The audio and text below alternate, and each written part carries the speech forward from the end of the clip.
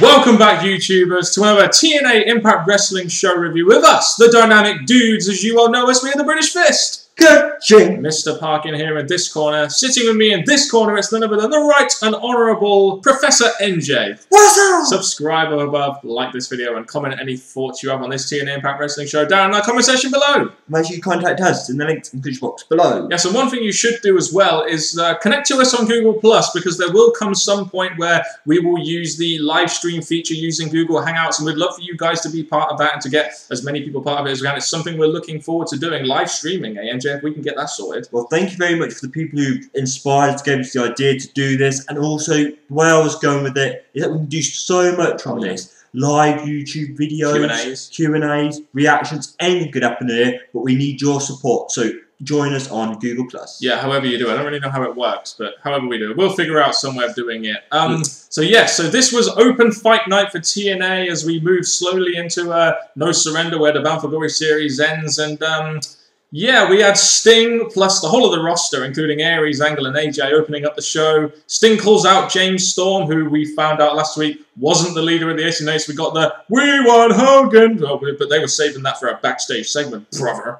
Yeah, the big news this show is Hogan's return from his injury. He's back to show the AcesAnd8's who's boss. Yeah, then we get these two guys who look like AcesAnd8's coming out, and you know, they basically get beaten up by the roster, and then you get them going, you know, you're all in for one painful night. Some very, very stern words there by these, what I thought felt were fake AcesAnd8's. Well, this part of the show, it got me interested. Yes, it looked like the AcesAnd8's were getting beat down, but the fact they managed to get all pouring blood, they managed to say those words, hype up the rest of the show, I thought it was very nicely done, and gave TNA one up over the AcesAnd8's. Pretty much, and it also led us, it was going to be the main event segment as well, so it also was the opener that led us on to our main event. Hey NJ, you're the only part of the British Fist I have not called out. Get in the ring with me right now. Glad it's you and not me, NJ. Just saying. Yeah, I'll be back as soon as I can. So NJ, now we've been seen together on camera, I've just got one message for you. Not even you can escape me.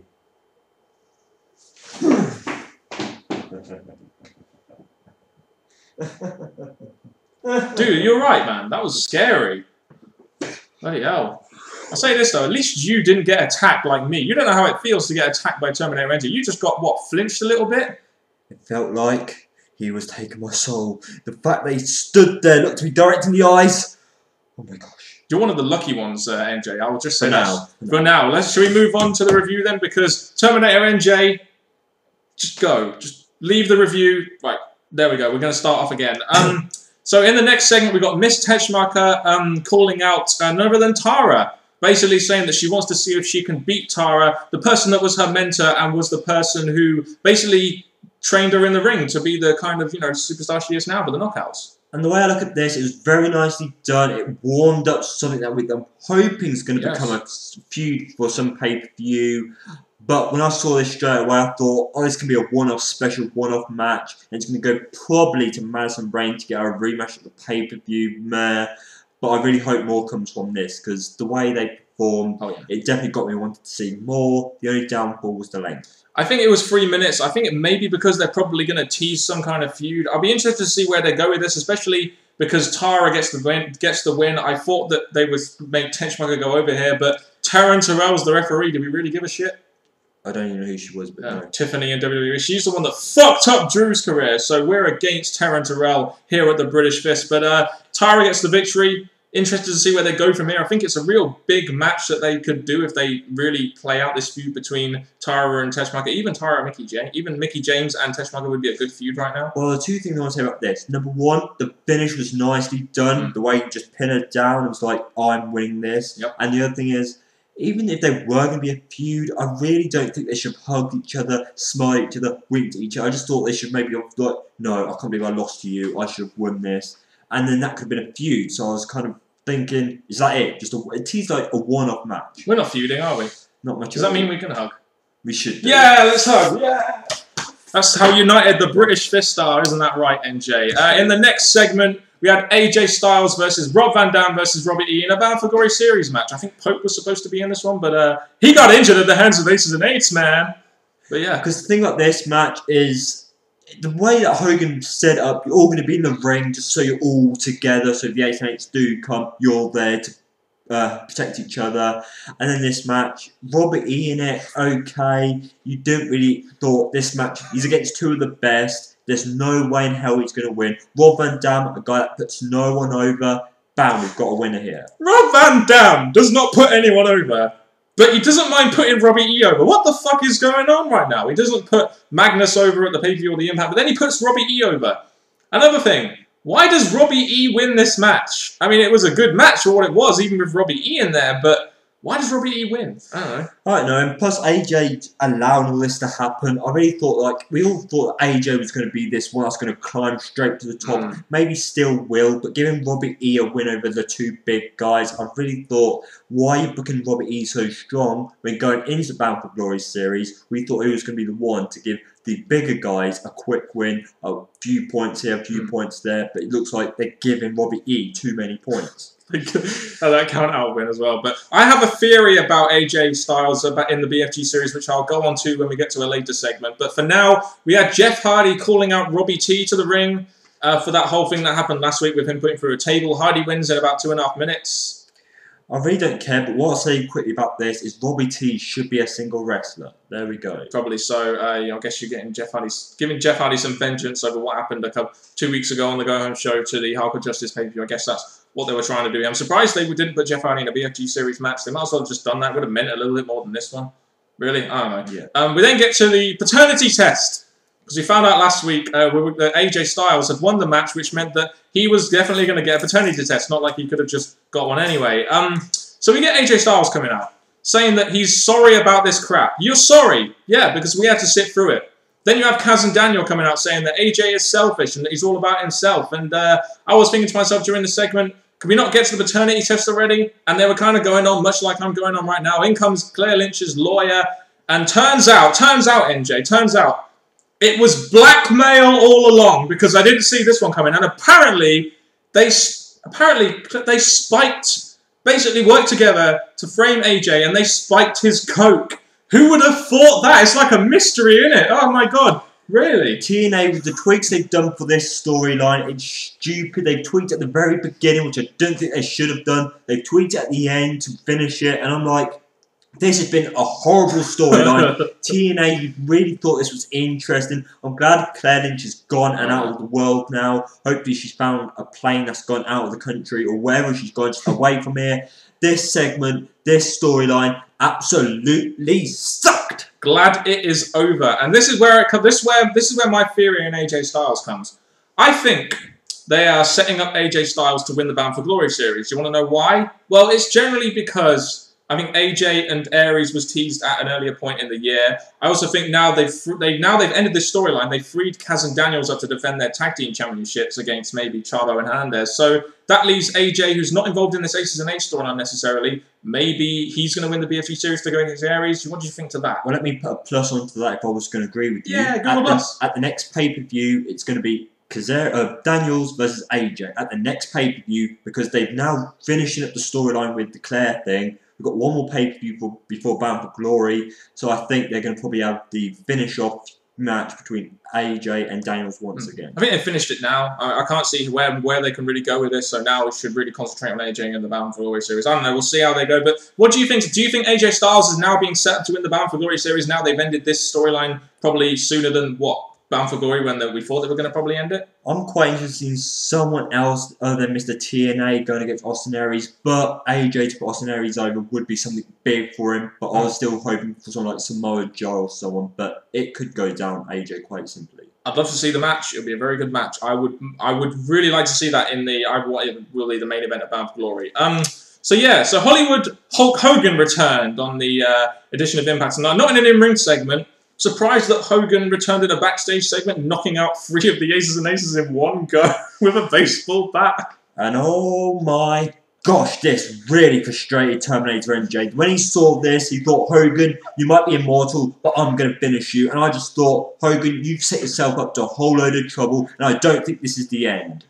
Yeah, he's looking at us now. He's a bit pissed, isn't he? He's like, we're talking about Hollywood Hulk Hogan. I don't care. Hollywood Hulk Hogan is a legend. I love Hollywood Hulk Hogan. But anyway, this is the only time we'd see him in the night, and he knocked out 3 of the Aces and Eights. That was a bit strange, but I guess Hulk Hogan has superpowers when he's Hollywood. Most probably. Within our gut check segment, speaking of gut checks, Chris Louis versus Gunner. We saw his video package last week. We didn't really get his name. But this week, I think we kind of solidified the fact that when we first saw him, we were a bit like, maybe. But then we saw his in-ring work, and it was, oh, ghastly. Even against Gunner. Straight away, the thing I saw, when Gunner came out, I thought, what about Chavo Guerrero? That storyline. Why are they using Gunner in this segment when they could have probably had Chavo into the show somewhere? But this match, he was really not really good at wrestling. His moves looked a bit stiff and a bit boring. Sloppy, if anything. I really didn't get into him at all. I thought this match sucked, and I just find it. I'm glad that Gunner got the win though. I think the Chavo Hernandez versus Kid Cash and Gunner feud is now over, so they're using Gunner as this kind of like gut check guy now because they don't really have much else for him, which is probably why he was in this spot. But Gunner goes over here. I don't think Chris Louis would be getting a contract. He was very sloppy in the ring and really didn't seem to offer anything special like a certain Joey Ryan did.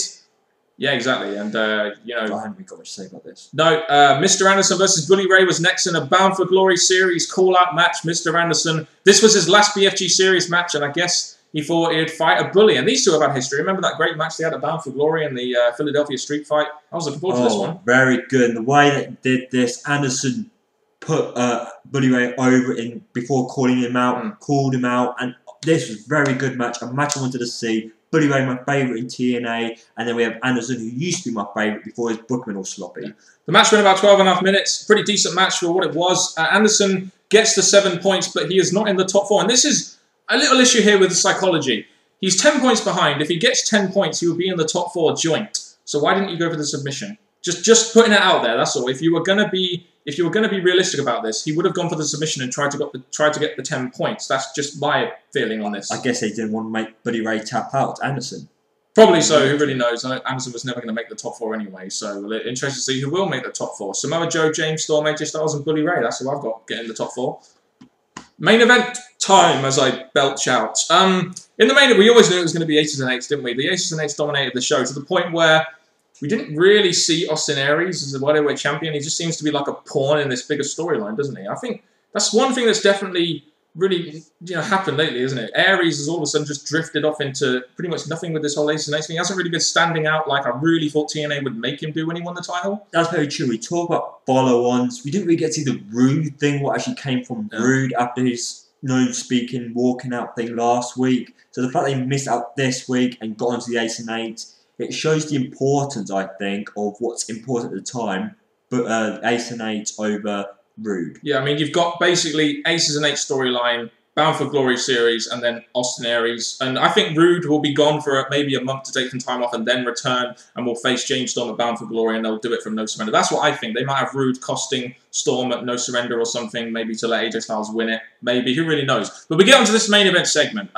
Once again, much like the opener, we had Sting coming out, pretty much with the whole roster again, but literally the whole roster. And then we have pretty much what seemed like a sort of all-over-the-arena brawl between the Aces and 8's and the TNA roster. And the TNA roster were getting one up on it most of the time. And this lasted quite long, didn't it? Which kind of let the impact of the segment went quite down quite soon. Like, it went very long, 5 minutes or so. And that's very true. You had Sting. I don't like the Sting character right now, but the way he spoke, he really got to the point. He really said, well, Aces and 8's, we're here waiting for you. And I thought straight away, the fact that one of the members in the ring was going to turn on their team to help kick off the fight, but the beat down everywhere.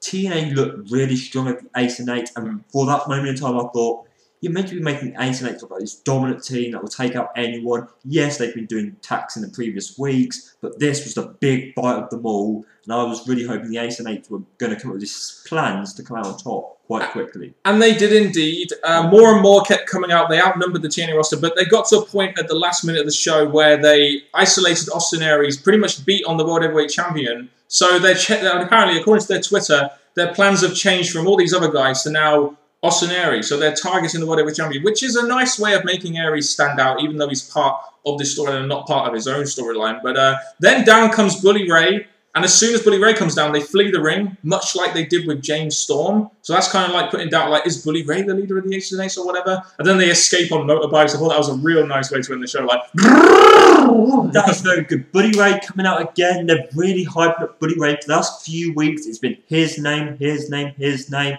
So I'm really expecting something to build up from that. But Bully Ray's getting wrapped up in the AcesAnd8's. What about Abyss? What about Joseph Park? So I was a bit thinking Bully Ray may be getting too much involved with the AcesAnd8's and moving away from his other storyline that could have carried on building up, but that looks like it's been killed now. Yeah, and Terminator NJ, we've seen him arrive on a motorbike, haven't we, before? Kind of like the ones that they had. He's got a badass motorbike. Oh, he does have a badass motorbike, definitely. Behind the AcesAnd8's, I know he is. But anyway, so this main event segment, I thought it started off okay, and then it went into 5 minutes of brawling. It was like a bit kind of like because it went on so long and it lost its impact. But then the ending bit with them targeting Austin Aries and then standing over him while everyone else was fighting out the arena and then going off the motorbikes was a nice way to end the show, in my opinion. Plus, they're trying to tease Bully Ray again as the leader as well, switching from James Storm. Well, we've got Bully Ray as possible leader, but the fact that we have Bobby Roode, who still hates Aries, and him not at the show, maybe it could be him somewhere involved, because he blamed Storm. He was the one who initially blamed Storm, wasn't he? So there's two possible leaders here, but I still think it's Jarrett. Yeah. Anyone but Jarrett, I'm just saying. But yeah, so this open fight night, NJ, your overall thoughts on this OFN? Majority of the show I didn't think was that good. Not a show that really got me hooked, got me wanting to see more. The AJ Claire thing, I'm glad that looks like it's coming to an end pretty soon, if not tonight. The main event, the AcesAnd8 stuff, I always look forward to it. Oh, yeah. Very nicely done. Even though it looks like TNA got the upper hand for the majority of the show. But overall, I liked some parts of it, just not as much as I was hoping for. I'll say this, I know No Surrender is the end of the Bound for Glory series, and they're mainly going to focus on the Bound for Glory series, but there's a lot of focus right now on the AcesAnd8's storyline, and I don't mind it. It's just that it casts other things off into the distance, like Austin Aries, for example, and other feuds which we generally will get on the show, such as the Knockout feud, etc. That was showcased tonight, but very minimal build here to No Surrender. As an open fight night, I felt it was okay. The AcesAnd8 stuff was done very well. I enjoyed Terror and Techmaker doing what they did. Anderson and Bully Ray was a good match, in my opinion. Robbie E getting a victory in this Bound for Glory series is stupid. And the AJ storyline is over, which means that it should be leading on to now going to the Final Four of the Bound for Glory series. So, minimal pay-per-view hype, but not a bad show, in my opinion. That's just how I felt about it, anyway. I just didn't think this was as great of a show as it could be. My favourite part was obviously the AcesAnd8's, but it comes to expect when they're trying to build this up to a bigger thing. It seems like the AcesAnd8's will probably go in some kind of War Games match at the Bound for Glory series, the Bound for Glory pay-per-view. That's what I've been hearing. They're going to set up a War Games match of some kind, like Hogan's guys versus the AcesAnd8's or something like that. Who really knows what they're going to do? That's an interesting storyline to say the least, until they are revealed to be Jarrett's boys. But anyway, give us your thoughts on the show that you have seen, the TNA Impact Wrestling show, down in that comment section below on this open fight night. And even though we haven't called anyone out, I will call NJ out to do this outro. Yeah. Well, people, all I can say is that, yes, Terminator NJ has attacked Dan, but being in the ring one-on-one facing Terminator NJ was quite a moment there. But all I can say, people, is thank you very much for tuning to this review from Mr. Parkin sitting here, me, NJ, sitting here, Terminator NJ over there. And all I can say now, people, is thank you very much. And until next time, YouTubers, goodbye.